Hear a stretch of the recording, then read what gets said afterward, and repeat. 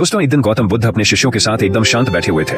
उन्हें इस प्रकार बैठे हुए देख शिष्य चिंतित हुए कि कहीं वह अस्वस्थ तो नहीं है। एक शिष्य ने उनसे पूछा कि आज वह मौन क्यों बैठे हैं, क्या शिष्यों से कोई गलती हो गई है। इसी बीच एक अन्य शिष्य ने पूछा कि क्या वह अस्वस्थ है, पर बुद्ध मौन रहे। तभी कुछ दूर खड़ा व्यक्ति जोर से चिल्लाया, आज मुझे सभा में बैठने की अनुमति क्यों नहीं दी गई है। बुद्ध आंखें बंद करके ध्यान मग्न हो गए। वह व्यक्ति फिर से चिल्लाया, मुझे प्रवेश की अनुमति क्यों नहीं मिली।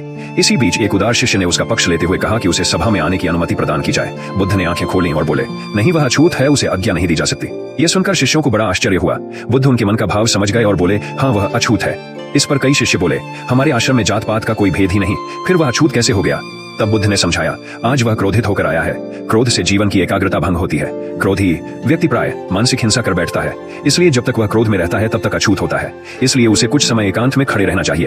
क्रोधित शिष्य भी बुद्ध की बातें सुन रहा था। पश्चाताप की अग्नि में तप कर वह समझ चुका था कि अहिंसा ही मनुष्य का महान कर्तव्य व परम धर्म है। वह बुद्ध के चरणों में गिर पड़ा और कभी क्रोध न करने का प्रण लिया।